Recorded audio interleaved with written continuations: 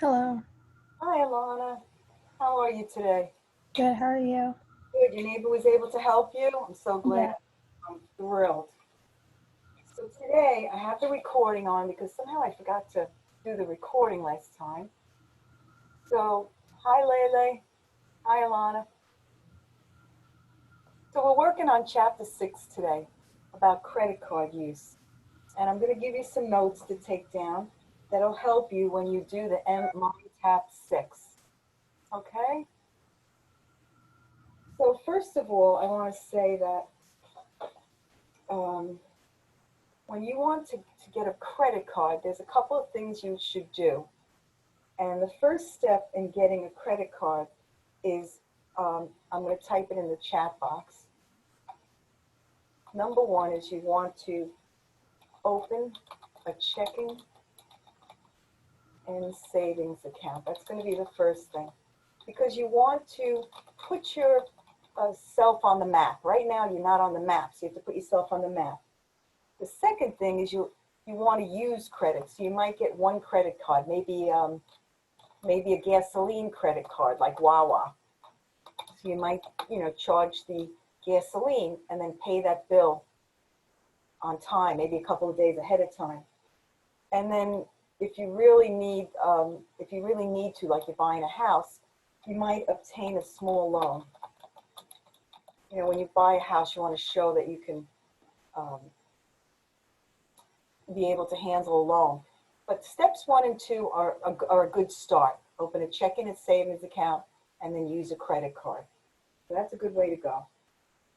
So So these are the steps to using a credit card. the steps to using a credit card, this is the steps to obtaining credit. Okay. Okay, Thank that's you. the question. So obtaining credit. Is that you, Alana, that just asked that question? Yes. Okay. I can't see you. Can you put your video on or you don't want to? No, I'm good. Thank you. I'm Oh, sorry. okay. So some of the things you want to avoid when you have a credit card, avoid doing, avoid using your credit card. Some of the things are to meet basic living expenses, to make impulse purchases, or to purchase short-lived goods, like maybe a night out at an expensive restaurant. So these are the things you want to avoid. You would want to use a credit card maybe to buy a computer. That's something that's going to last you 5 years. It'll last you longer than what it takes to pay off the credit card debt. So that's a different story. So um, let me read you a scenario. So Antonio has a checkbook and it's overdrawn. Does anybody know what it means to have an overdrawn checkbook? What does that mean? Basically, you've taken out more than what you have. Very good, Lele. So if he doesn't pay his gas bill, if he doesn't pay Duke Energy tomorrow, they're going to turn off his electric bill. So he needs to heat his house. Well, if he's in Florida, that's not the case. But let's say he needs the electricity to run his computer, and he uses his credit card to pay his gas bill. So this is an example of Antonio using his credit to meet basic living expenses. To meet basic living expenses. Because you're going to be asked this on one of the Mind Tap things, that's why I repeat it. Here's another scenario. Caroline, she has lunch or dinner at a nice restaurant, which is something I love to do. But I haven't done it since COVID, and I've saved so much money. And she uses her credit card to pay for the meal and the tip. Caroline is using her credit. Is she using her credit to meet basic living expenses? Is she using it for an impulse purchase? Or is she purchasing a short-lived good or service? Good or service? A short-lived good. Yep. So that's the correct answer. So I'm just going to put dining, this way you have it. And for those of those who are not here, dining at a restaurant is purchasing, dining at a restaurant with a credit card is purchasing a non-durable, they call it, short-lived good or service. In this case, it's a service. Well, and the goods are the food. All right, so now we have another scenario. Dimitri had a great date last night with Lele. I'm just teasing. And he uses his credit card to buy her a diamond-studded watch. And he wants to give it to her tonight on their date, their second date. Dimitri is using his credit to do what in this case? To avoid, to meet basic living expenses, to make impulse purchase, or short-lived goods? Short-lived goods. I would say an impulse purchase. It's an impulse purchase because he had his date. He didn't plan on this purchase, and he wants to impress the girl. So he's running out and buying something way too expensive for a second date. So that is an impulse purchase. Very good. Very good. So let's see. It's easy to use credit cards. I'm guilty of it myself. You go to the store, it's just a simple swipe, and that's it. And it's very easy to forget until that bill comes in the mail.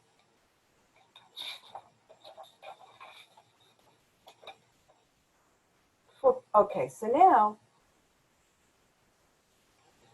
there's a rule of thumb, they call it, and I'm going to type it in the chat box.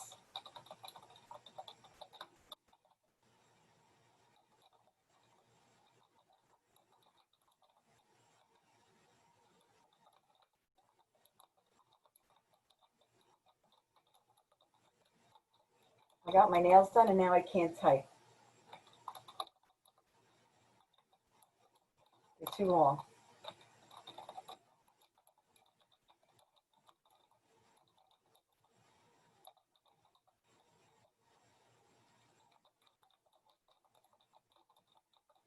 I'm almost done. I know it's a lot.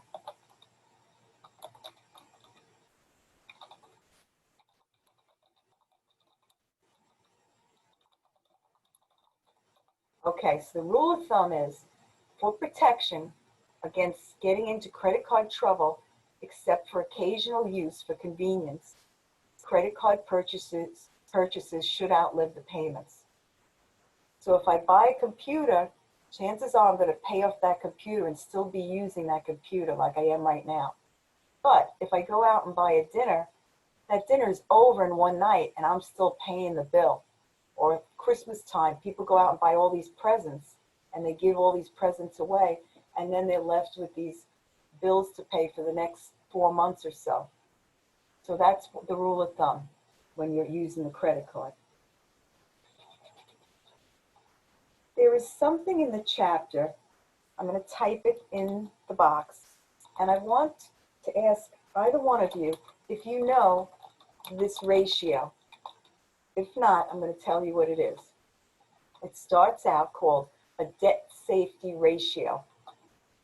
And there's two numbers involved that you have to put together to come up with the percentage.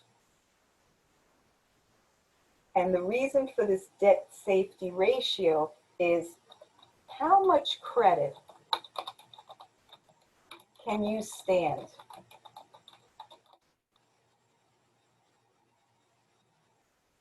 How much credit can you stand?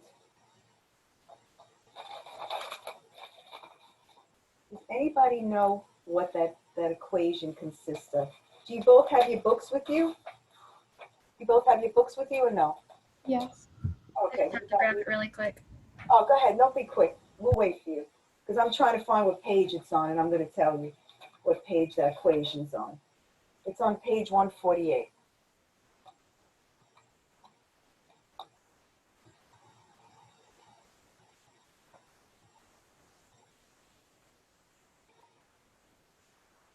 Got it. Okay, good. So it's on page 148, Lele and Alana. Could one of you please read to me what the equation is? It's on the top of page 148 on the right-hand side. The debt safety ratio is equal to total monthly consumer credit payments over monthly take-home pay. Very good. Monthly take-home pay. Notice not gross pay. It's take-home pay, which means your net salary. So they're saying in the book that if this number is more than 20%, you have to be careful. If it's 20% under, you're good. You're good. All right, so let's say you have $400 worth of debt and you take home $4,000. What does that equal? 400 divided by, let me pull up another, let me do another share, just bear with me. So 400 divided by 4,000 equals, this is an Excel spreadsheet that I'm using.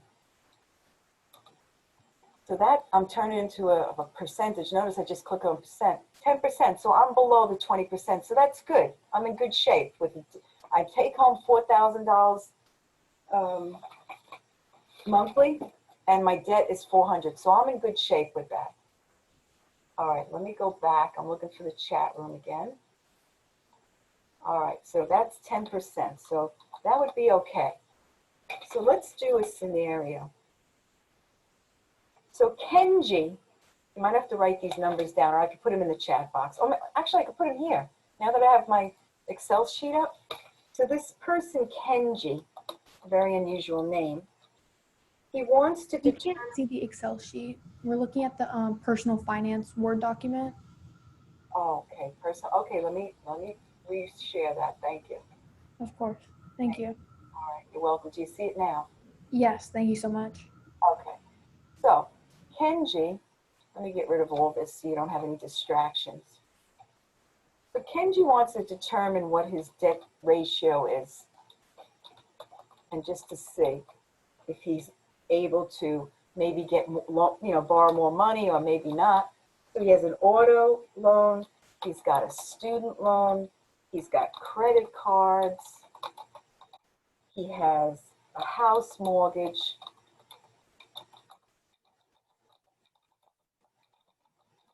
Keep spelling mortgage wrong, and I spelled it wrong again. It's only one A. And that's it. So he has all those things. I'm just going to put a row in here, because guess what? When you're figuring out the debt, what is it called again? The debt safety ratio.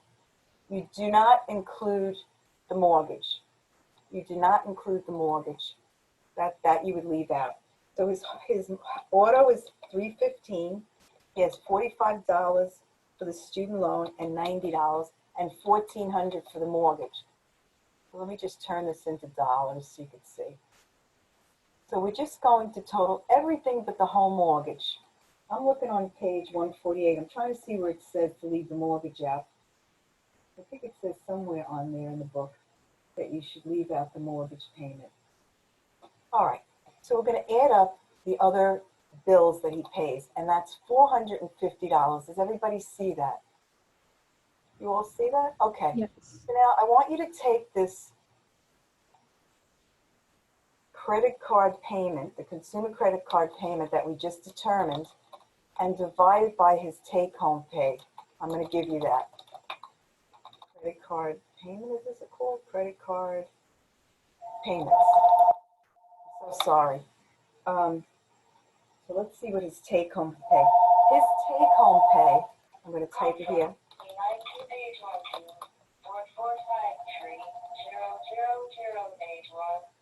Is $4,500.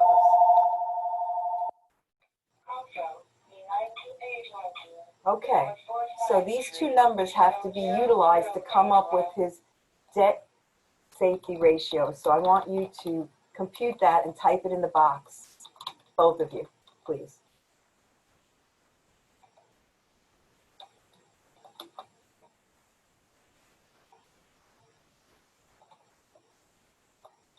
Good job. Good job. You both got 10%? Thumbs up for you. Good job. So he's good. He's in a good place at that spot. So the total monthly loan payments figure Kenji will use when computing his safety debt is 450 divided by 4,500 and does not, I'm going to type that in the thing because you're going to see that in your problem. You're going to have to put in does not include mortgage payment. Because then it would be totally different if we did that. What would it be? It would be 1850 over 4,500. That would be a whole nother, that would be 41%. He'd be in a whole, he would be over the safety thing. So forget this one. Let me just put a strike through so you know. Okay. Oh, it didn't work. Let's try it again. Too fast. Strike through. You were asking where it said in the book to exclude the monthly mortgage obligation. Where do you see it, Layla? I see it at the bottom of the paragraph that is titled "How much credit can you handle?" Oh, very good, Layla. Thank you. Page 148. Thank you so much. Let me highlight that. That's excellent. That's good. Let me just highlight that. Good. All right, that's important. All right, so then Kenji's debt safety ratio is 10% and considered, this is what they call it, a safe low debt. In his case, the 10% is a safe low debt. That's the answer. Safe low debt at 10%. Okay. Let's go to the next one.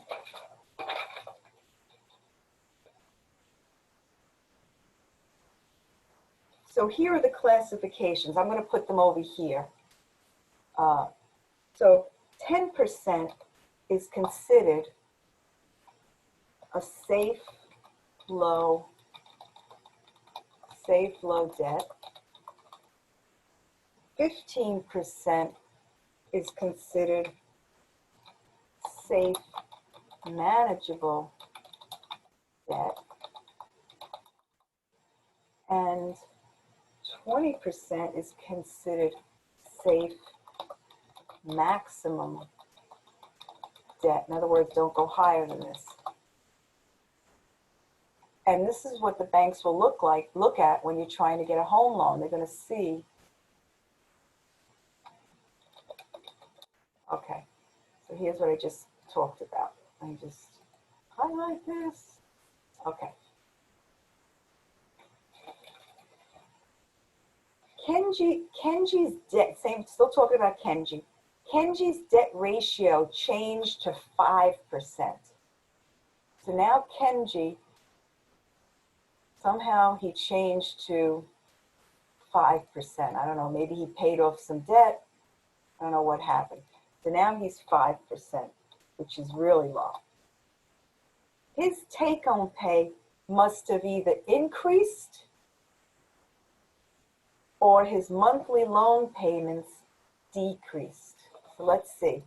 Either his take-home increased or loan or credit payments decreased. So let's see how that would work. Let's test it out. So he had 450 over 4,500.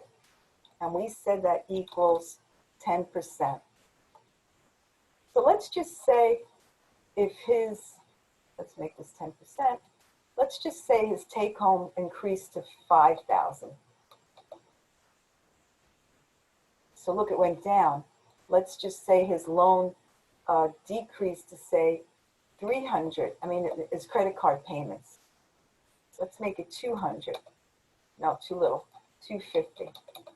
So notice, yeah, so he has 5%. So either this increased and this decreased, or they both, something happened, but that's the answer to the question. His debt safety ratio went down because either his take-home pay increased or his credit payments decreased, or both happened. Lenders may be more willing, to give him a loan than they were before this change. So how can we periodically compute one's safety debt ratio to be useful? How can it be useful?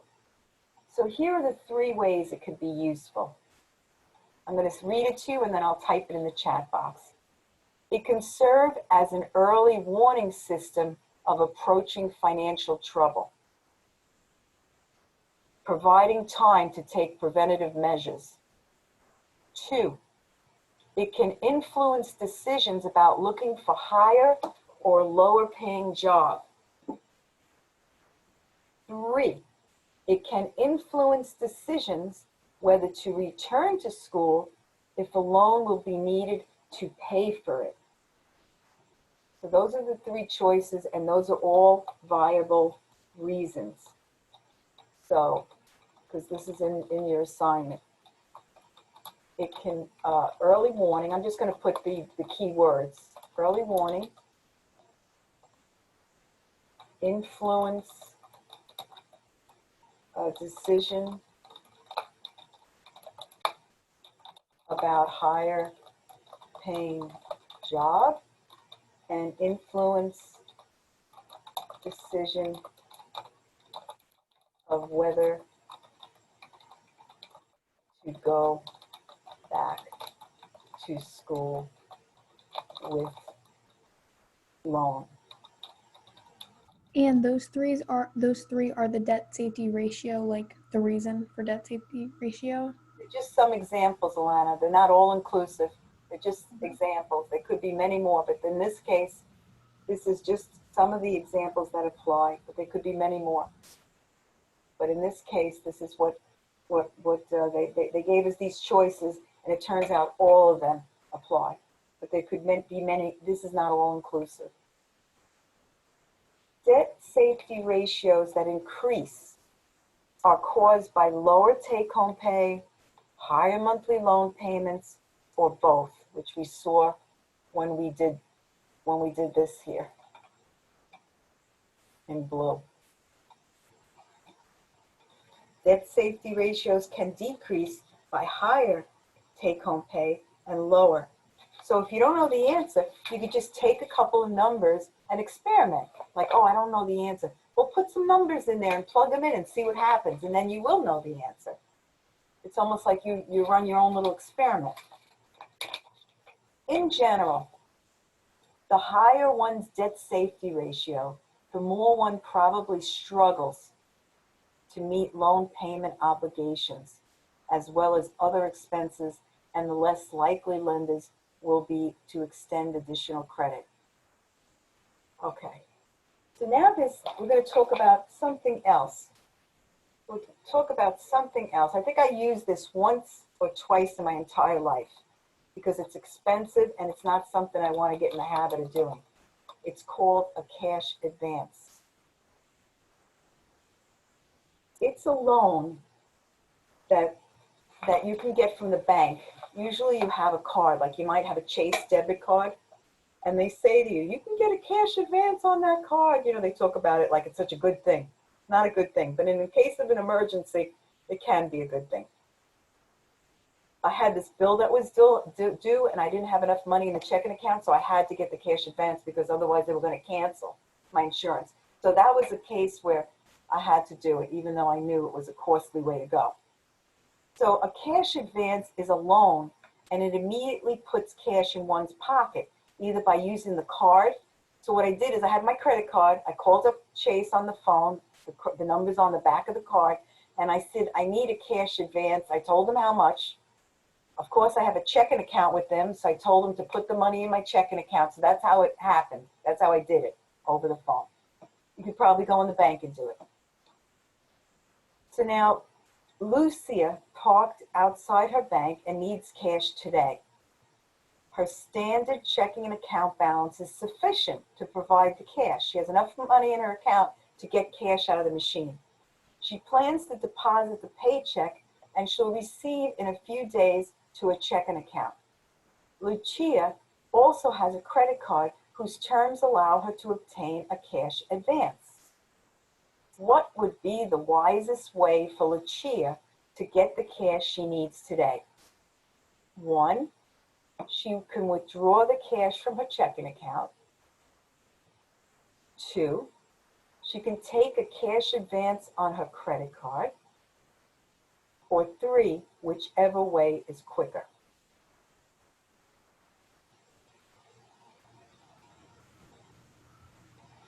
You can type your answer in the box if you want.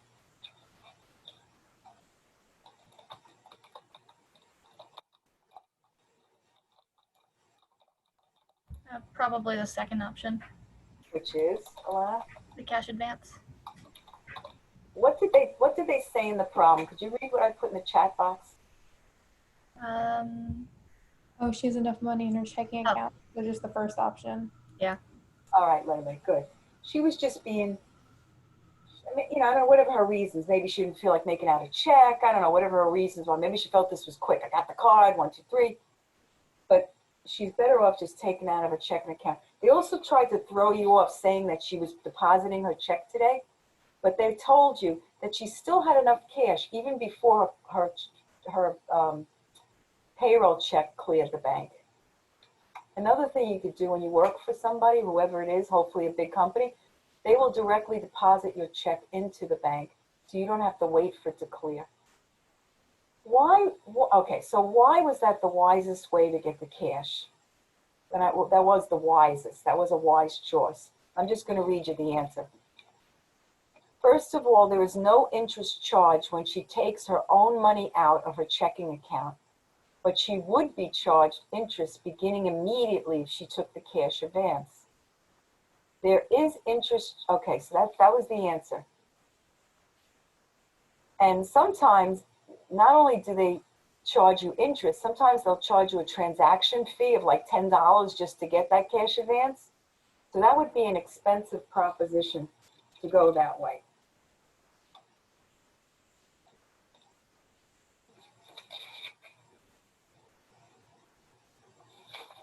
All right, let's see what it says here. Many bank credit card issuers charge a transaction fee for non-ATM cash advances, which is what I told you. Lucia has a bank credit card. If she takes a non-ATM cash advance, which is this cash advance we were talking about, the bank will charge her 2% of the amount of the advance, or a flat fee of $5. So if she wanted $200, let's say, let me just get rid of all of this for now. So if she wanted $200, let me just put 200 in here. They said that it would be 2% of that. So 2%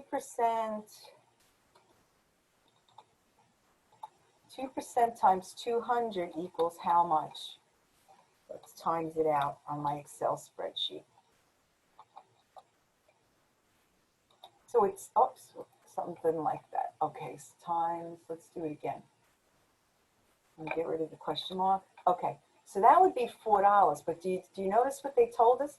They said there would be a flat fee of $5. So even though it's only $4, they would still charge her the $5 because there's a minimum of $5.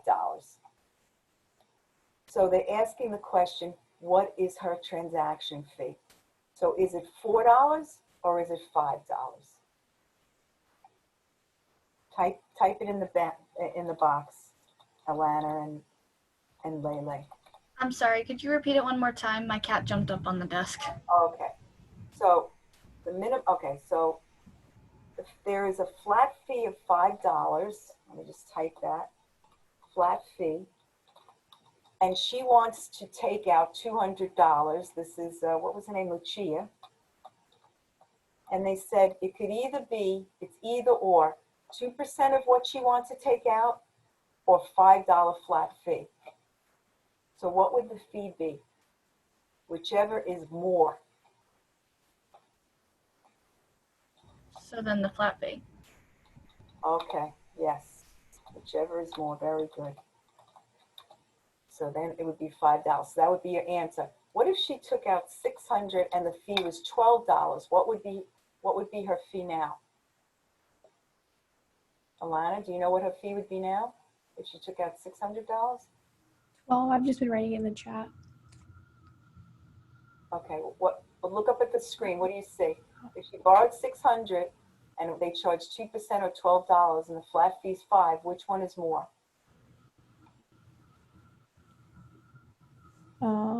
The $5. $5 is more than $12? Well, I said $12 at first, and then you asked me again, so I figured it was wrong. No, I didn't hear you. I didn't hear you the first time.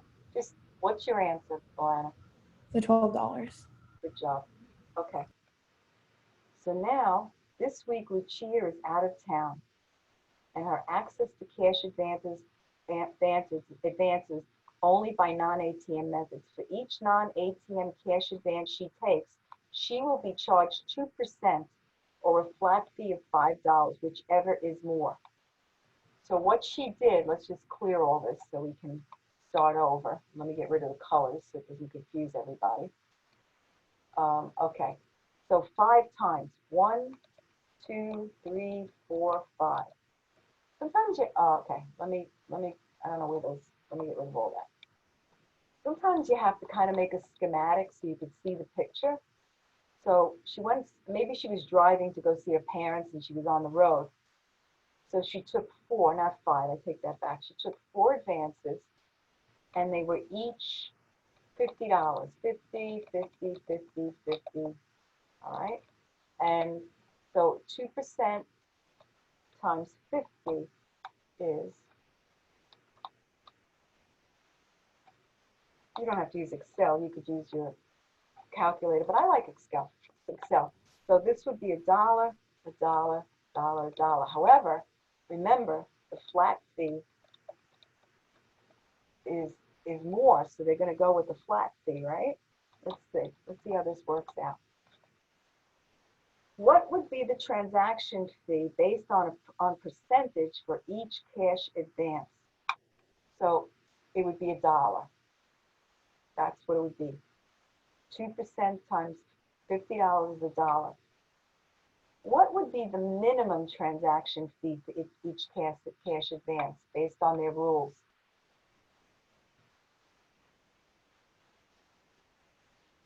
What would be the minimum charge that she would get for each one of those transactions? The 5. Yes, the 5. Which transaction fee will be charged for each of Lucia's advances? You answered that, Lele, it's 5. What would be the total transaction fees for the week, Alana, based on that scenario they gave us? 20? Yeah, $20. She would have taken out $200 and she would have been charged $20 to do that. So then they go on to say, what if she just took 1 cash advance? What if she just took out the $200 just 1 time? What would her charge be then?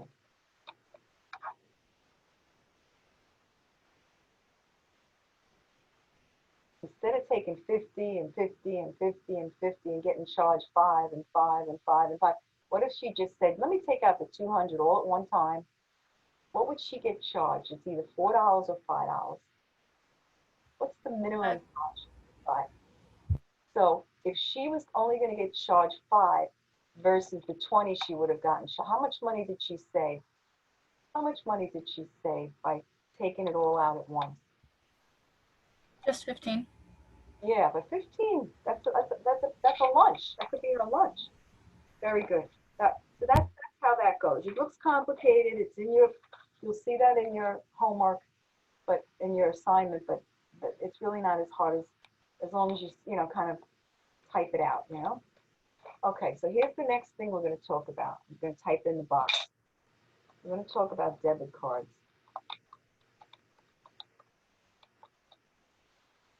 So what is a debit card? Let's see. So a debit card is not like a credit card. It looks like a credit card. Mine actually has a Mickey Mouse picture on it. And it provides direct access to your checking account. So when I go to, say I go to Publix and I want to buy some food, I'll pull out my debit card and I'll use that to buy the groceries. It's like I'm taking it right out of my checking account without having to go to the bank and get the money out, then go to Publix and pay the cash. It comes right out of my checking. And one thing I do, and it's up to you, I never put my PIN in. I always treat it like a credit card. I just don't feel safe in putting my PIN number unless I'm at the bank. So a debit card provides direct access to your checking account. I have a question. Yes, You have a choice not to put the pen in? yeah, you do. I did not know that. Oh, I'm glad I'm telling you that because I just found that out. So what you do is you say, what button do I have to press if I don't have to put my debit in? Even in CVS, anywhere. They'll either have to make you press the green button, sometimes they make you press the red button, sometimes they make you press the yellow button. It all depends what store. So I think it's the green button at Publix. Yeah, you don't have to put the PIN in, and I wouldn't. Because you know how many times, you know, people's identities, you don't want to have that information in there. It's just too risky. So consider the following example. Gilberto had decided to conduct his financial business as much as a cash basis as possible. You know, he wants to pay everything cash. He doesn't want to use a credit card. As he always has his checkbook with him, with the little ledger. You ever see those ledgers? We learned that in the last, I think in lesson 3, I think it was, or 4. And he keeps records. In other words, when he uses the checkbook or debit card at Publix, he'll write that in right away. And he writes his weekly pay-in. He puts everything so he knows what's in the checking account. You can look on his phone too. Sometimes you're in a hurry. Would you recommend that Gilberto use his debit card if he keeps good records? Yes or no?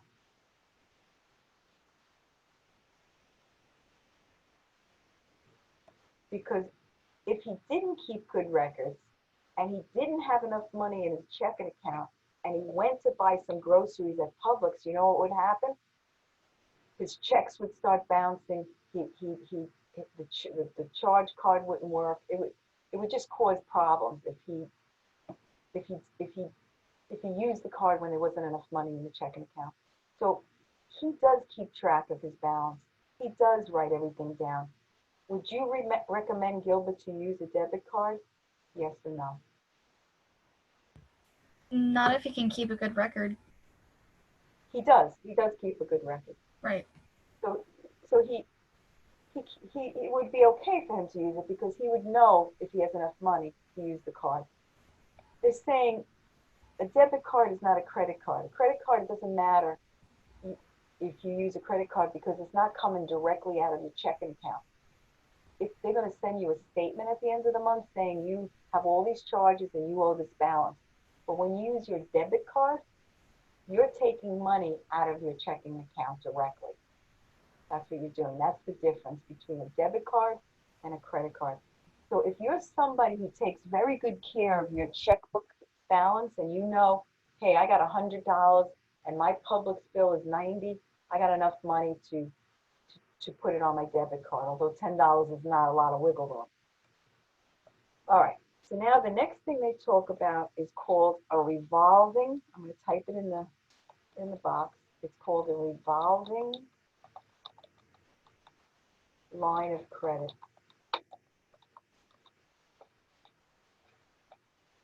And this is where you use checks. They usually give you a checkbook with this revolving line of credit. And you can pay bills, you can purchase goods and services, or even take cash advances. The banks, brokerage houses, and other financial institutions offer open account credit to qualified borrowers. Okay. So that's a revolving credit line. It's still a loan. Don't be fooled. It's still a loan. Let's say they give you a loan for $15,000. They hand you a checkbook. They say, you have $15,000 in this checkbook. It's a loan. And then you can use it. The minute you start using that $15,000, you're going to get a statement in a month saying you owe so much, whatever you spent it on. So don't be fooled. So it's called a revolving line. It's revolving because you can keep using it. You pay it, then you use it. You pay it, then you sort of like go in a circle. Now there's another thing. They don't really do this anymore, but it was a nice thing when they did. It's called overdraft protection. It's called overdraft protection. I don't think they do it anymore, but when they did it, it was a nice feature. So this is with your checking account. This would be in connection with your checking account. So let's say you forgot to write something in that checkbook, and then you went to Publix and you bought that $90 worth of groceries. It turns out you didn't have enough money in your checking account because you forgot to write something. Well, when you have this overdraft protection, you don't have to be so concerned because this will add another $1,000 cushion. It's a loan, it's borrowing money. It'll allow, and is only for emergencies. So if you accidentally go over what's in your checkbook, it will pump in, say, $50 to cover you. It's called an overdraft protection. And then, of course, you will have to pay that back every month when they send you the statement. And there's probably a fee and interest. Is it like an automatic loan? Yeah, it automatic. The minute it's, yes, I don't think they do it anymore, but it's a wonderful thing to have. I think what happens is they just, Alana, are you gone? I think Alana's gone. Yeah, she sent a message in the chat saying she had to go. Oh, that's okay. That's okay. So yes, it's automatic. So in other words, the minute the checking account sees you're overdrawn, it'll send over whatever the amount of money. Usually send it in even amounts. In other words, if you're overdrawn by $49.88, it's going to send over $50. It's not going to send over $49.88. It's going to send over $50. If you're overdrawn $300.25, it's going to send over $320 maybe. So it's going to round it up. But it's a great thing to have, and I don't think they have it anymore. All right, so that's the overdraft protection. Now this one is important. I want to go over this one. This is called a home equity line of credit because it's in your homework, and I want you to know what they're talking about. It's called the home equity line of credit.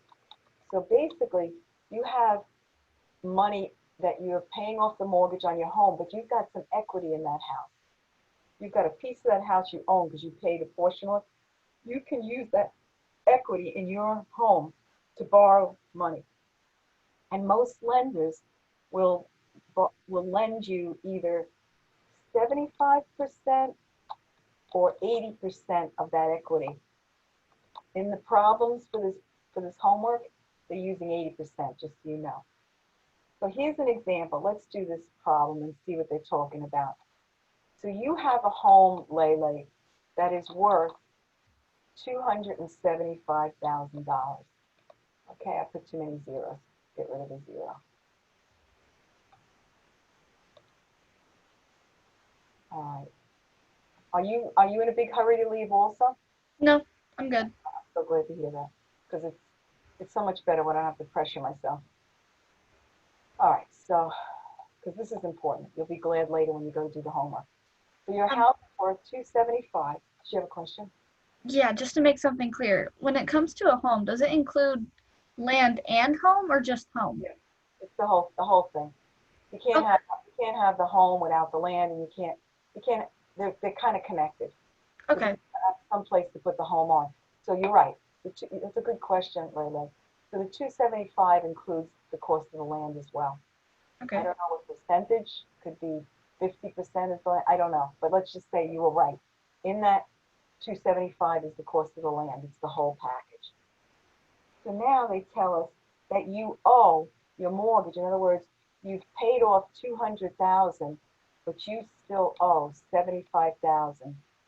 This is your mortgage payable. This is what you owe. This is your liability on this home. And so the equity that you have to subtract what the home is worth and what you owe on the home to find out what your equity is. So your equity is 200,000. That's your equity. I'm just going to put your equity. This is the amount you can borrow on. So you don't have to sell your home to get this equity loan. That's important to know. Do not have to sell your home to get access to your equity. According to the lending institution, the maximum line of credit is 80% of your home worth. Okay? So according to the lender says, maximum loan is 80% times your home worth. And in that case, how much is that, Layla? What's the home worth? Oh, no, I'm just asking you the one number. It's 275. Yeah. What's the answer you got? Thank you for computing that. What's the answer you got? I didn't get it yet, sorry. Oh, that's okay. Please, take your time. You don't have to, because I'm doing Excel. I don't know why I didn't think of this before. It is 220,000. Very good. Excellent. You are correct. So that's the lender, that's the maximum amount the lender will give you. Okay, that's the but they also have another thing that they do. What they do is they subtract whatever you owe on the mortgage, right? They subtract your mortgage, whatever you owe. Mortgage. So then it's 145,000. That's the answer. Good job out of you. Calculators make it easy. No, you still have to have the logic behind it. That's good. That's excellent. You did great. Because right away you want to take the 220 and you think that's the answer. No, it's like a two-step process with this. So you're right. Your lending institution will give you a credit line of $145,000 in that scenario. The line of credit is considered a loan that is secured with an additional mortgage on your home. It's like you have two mortgages on the home now. You got the original mortgage, and now you got this home equity. So it's like having two. That's why you hear adults talking about a wraparound mortgage. That's what I think they're talking about. They say a wraparound, meaning it's wrapped around the original mortgage. You have two. So it's not something you want to do unless people do this because maybe they want to put a new kitchen in. So they're going to borrow money to put in a new kitchen, which is going to increase the value of their house, which in effect will increase the equity. So that's their logic. I'm borrowing a home. I'm borrowing this money to put in a kitchen, but ultimately it's going to increase the value of my home. That's the logic they'll do. But that doesn't mean you can't go out and buy a car with the money. You can. Not a good idea though, because that's a you know, it's a depreciating asset. So the credit line was originally meant for the home. yeah, but you still can use it for other things. You should. Yes, you should use it to fix up the home. Let's say your roof is bad. You need a $30,000 roof. Who's going to come up with that money? So you use the equity in your home to go get an equity loan to fix the roof. But ultimately, it will hopefully increase the value of your home. So when you go to sell it, when you retire, then you'll get back that money, so to speak. Okay. So let's see. There are three major forms of credit and non-credit. They want to know when is it a good idea to use it. Well, they are helpful in emergencies, and they do provide funds, but they are easy to spend unwisely. They provide funds that are easy to spend unwisely. So those are two choices.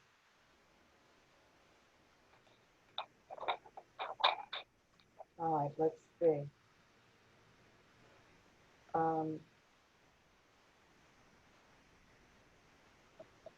Using overdraft protection, remember we talked about the checking account and in case you go below your positive balance, requires self-discipline to use it only in emergencies. Remember, that the funds used for protection, overdraft protection, are a loan. As such, there is a fee attached to using the funds.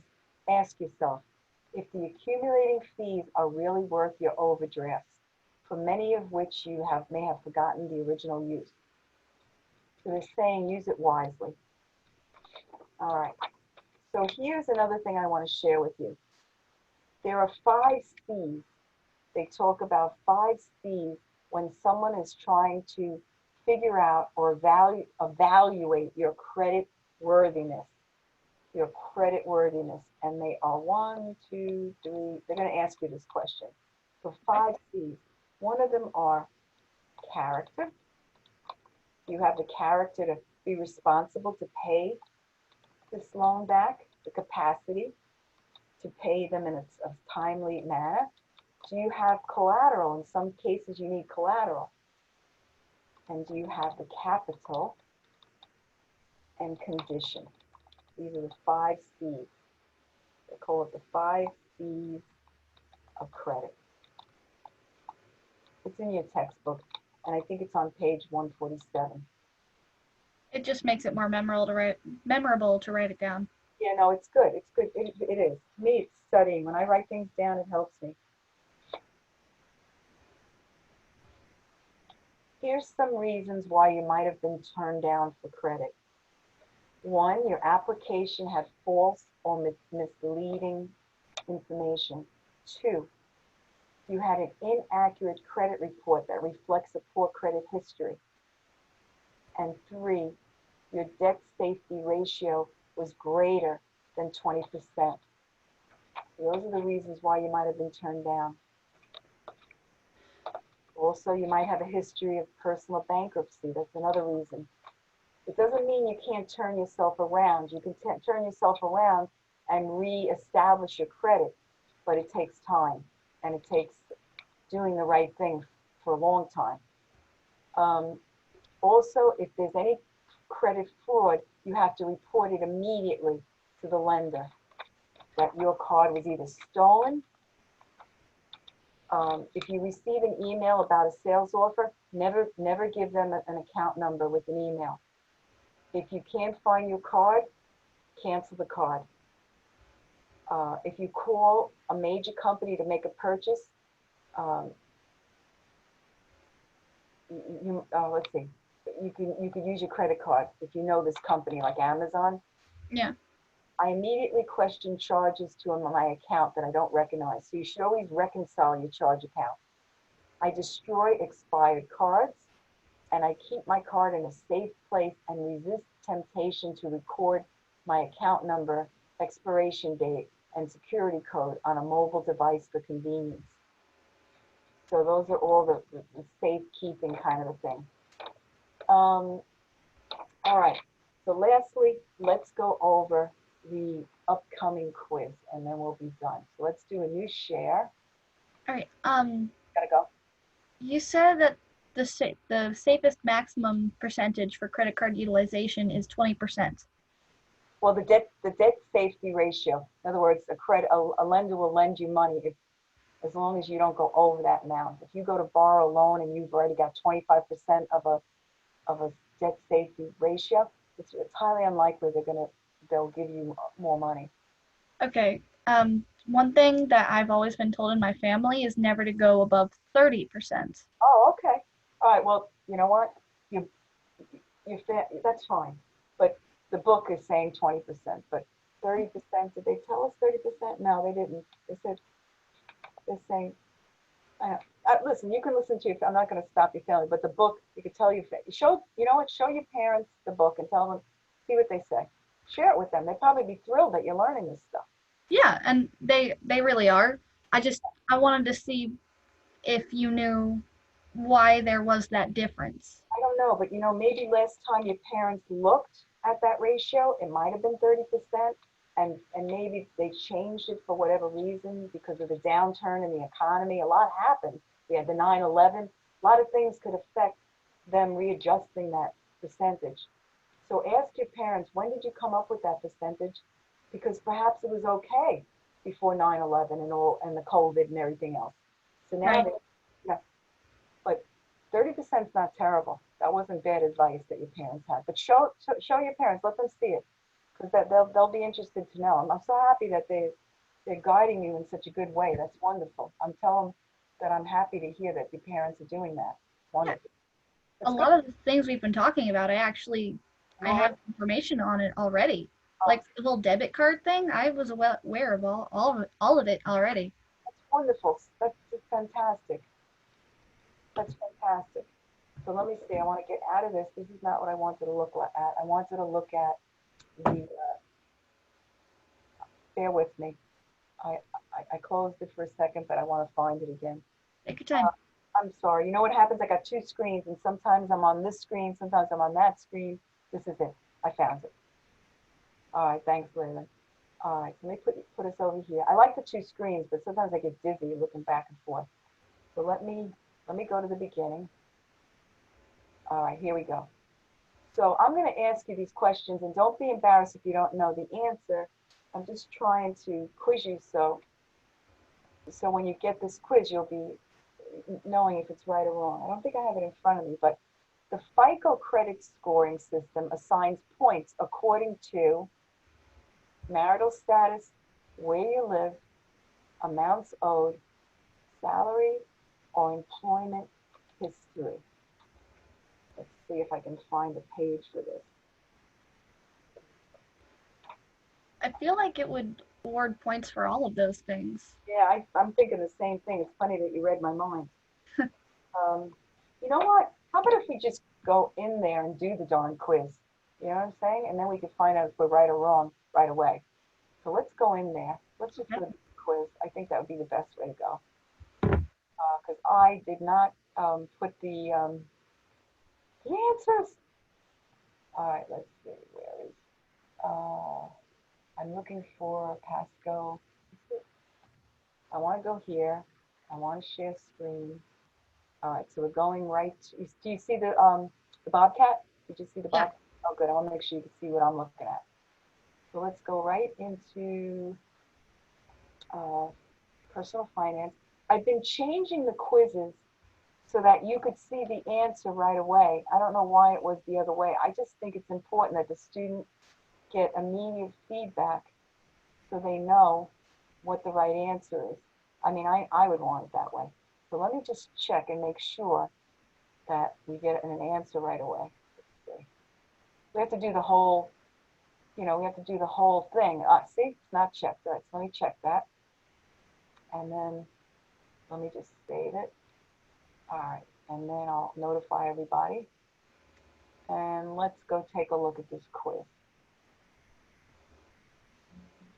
I'm going to ask you, so you'll actually get 2 attempts. So this is your reward for coming to the meeting. So make a note, all right?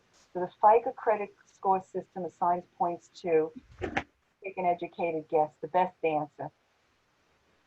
I was thinking all of them. Okay. Marital status, I'm single, so why would that matter? Where you live, employment history, salary. I would say it's between these two, employment history and salary. I don't know what page it's on, so I don't want to take too much of your time. I don't.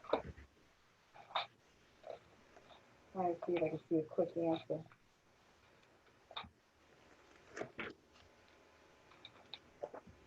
Let me grab my book. I have a book. Just think about it for a minute and you can type in a box. I'm just looking. I want to see if I wrote the answers down. I had this book I did last year. Let me see if I did it. I'm writing constantly. It's more work teaching online, believe it or not. Okay, so this is chapter 6. Let me see if I have it in here. I still want you to guess. Take what they call an educated guess. Right. Oh, Although I have not read the chapter yet. that's So. okay. That's okay. We know that, but see, it's okay because you're doing it on my quiz, so it doesn't matter what happens. So let's see.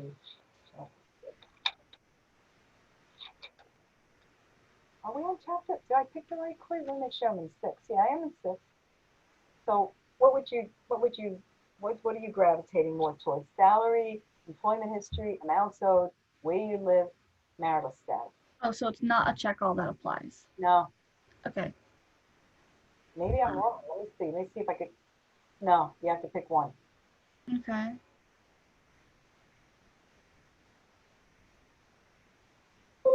I would go with amounts owed. Okay, because we were talking about that. That sounds like a good guess to me. I mean, a good choice. So, 2, which of the following is an improper use of credit? Buying a home, purchasing a big ticket item, spreading payments within a budget, buying a short-lived good, needing a financial emergency. Purchasing a big ticket item. That's a car. You can take a car loan. That's okay. Oh, then buying a short-lived good. Yep. Remember those 3 things we had at the front of the chat box? So big ticket item usually refers to a car or a home? Yes. Okay. Or I guess a fur coat, but that's very luxurious. If you're monthly, because you need a car to earn income. Sometimes you have to have a car to get from point A to point B. And realistically, you can't have a job without a car sometimes. So sometimes it's just a part of the making money equation. If your monthly before tax income is $2,000 and your monthly take home pay is $1,500, your maximum monthly consumer credit payment should not exceed. So you should do 20% times what?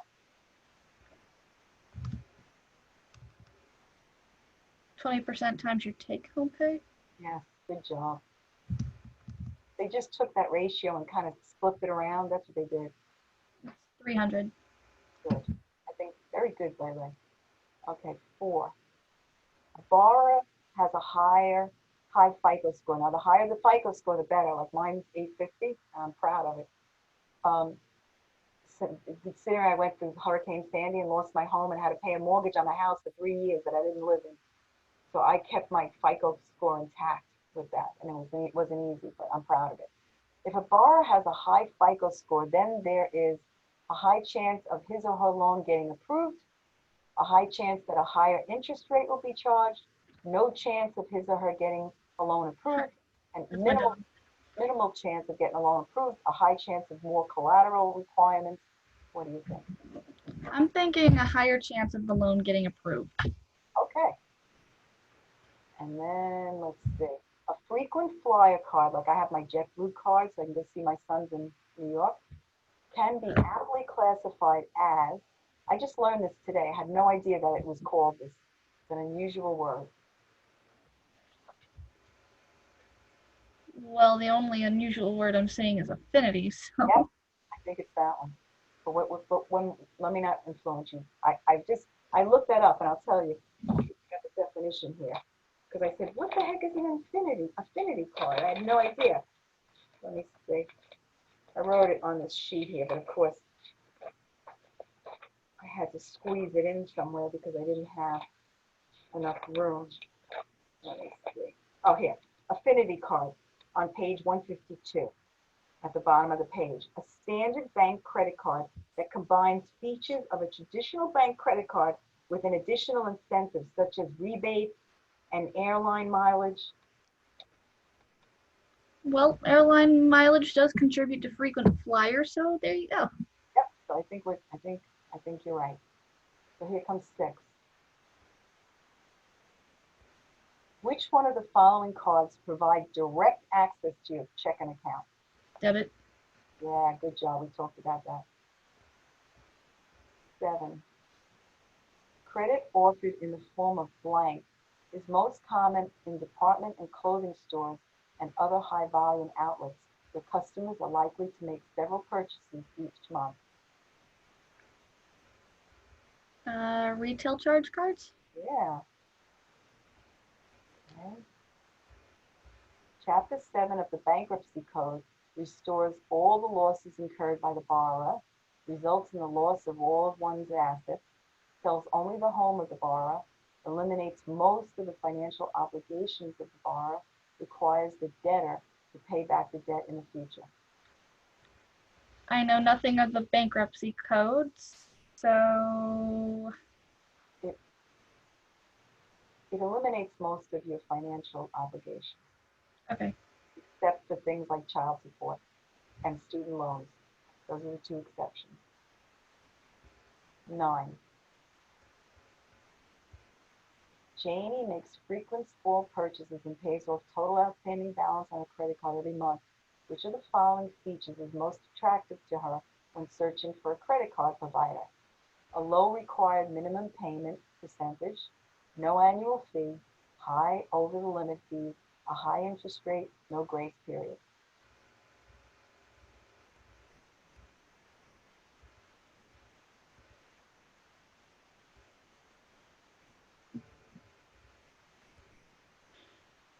Either no annual fee or a low required minimum payment percentage. I'd probably go with the first one. She pays the whole credit card every month. She doesn't care about that. Okay. So she only buys little incidental. She does it for convenience, it sounds like. You have 926 balance on your credit card account. The minimum payment on your account is 2% of the latest balance, or $20. Which is greater? So what's 2% times 926? 18.52. Oh, is it? 2% times 926? Yep. How much is it? 52? 18.52. Okay, so $18.52. But they said that you have to pay the greater of that or $20. Which one is greater? Then the $20. Yeah, good. So the minimum payment, $20. Good job. Okay, so now here comes 11. We only got 5 more to go, and then we're done.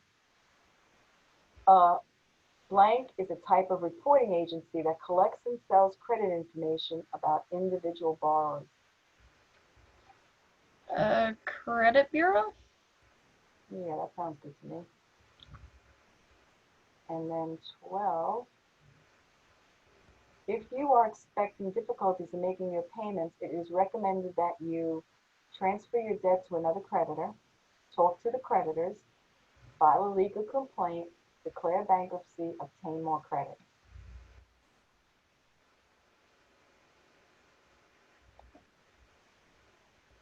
Transfer debt to another creditor? That's like borrowing from Peter to pay Paul. Sorry? That's like borrowing from Peter to pay Paul. Oh. Believe it or not, it's talk to the creditors. Okay. Call them up and say, listen, I lost my job this month. I'm going to pay you, but I need it. Can you help me extend these payments? Believe it or not, they'll work with you. When I lost my house in Hurricane Sandy, I had to make these phone calls. Sheldon has a home valued at $108,000 with an outstanding mortgage of $70,000. Now you know this. You've done this. You're good. If the lender's willing to give them 80% equity loan on the market value of the house, how much can he borrow, Sheldon? Okay. So up to 80%.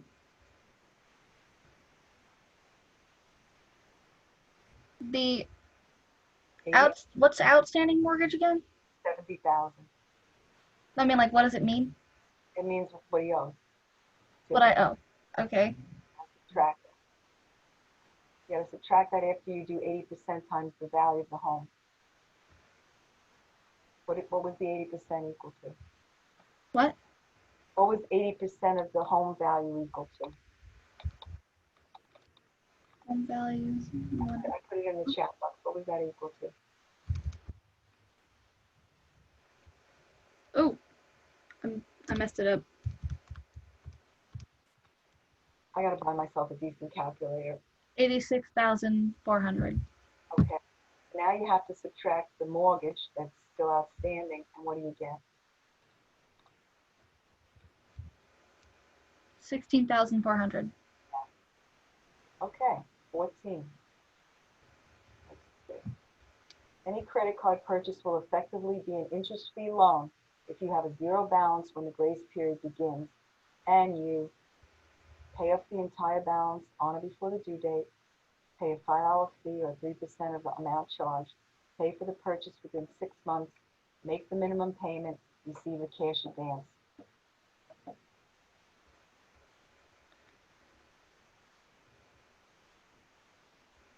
Make the minimum payment.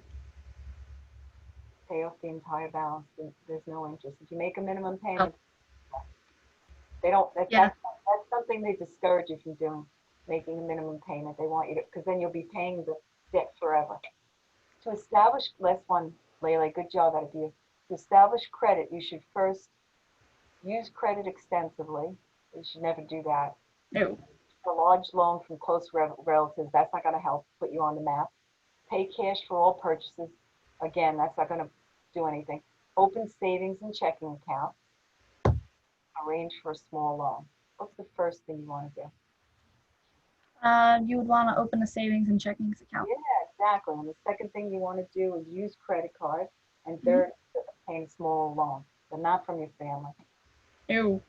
No, because you want to put it on the map. Your family, you want to put it out there in the world so they could see that you paid the loan back. Right. And if it's in family, then it's all under the table kind of thing. Yeah, I mean, you still want to. All right, so we got two wrong. So amounts of, good job. That was right. Very good. Buying a short-lived good, good. $300. A high chance of his or her loan getting approved at a high score. I was wrong. The one thing I got you to do, and I was wrong. I'm sorry, Lele. That's okay. It was a reward card, but I looked that up. I'm telling you. I looked that up, so I was misled with that. So I don't have an affinity card. So that's on page 152. You read that and you tell me if I didn't misread that. So that should be a reward card. It says an affinity card is a standard bank credit card issued in conjunction with some charitable, political, or other nonprofit organization. And a reward credit card is a bank credit card that combines features of a traditional bank credit card with an additional incentive, such as rebates and airline mileage. I read the wrong thing. Thank you. So it is a reward card. Thank you. They are one on top of the other, so I misread as well. Thank you. Which of the following card provides direct access to your checking account? It's a debit card. Very good. Retail charge cards for the credit card and department store. Eliminates most of the financial obligations of the borrower. Bankruptcy code. No annual fee. $20. Well, that's because this one didn't get graded. That's why we got that one wrong, because it has to be manually graded. Credit bureau, you were right. Talk to credit. And 16.4, you were right. Pay off the entire balance before the due date. And open savings and checking. So very good. Excellent. All right, Leila, I'm gonna just stop the recording and then. Okay. Just in case you want to ask me something.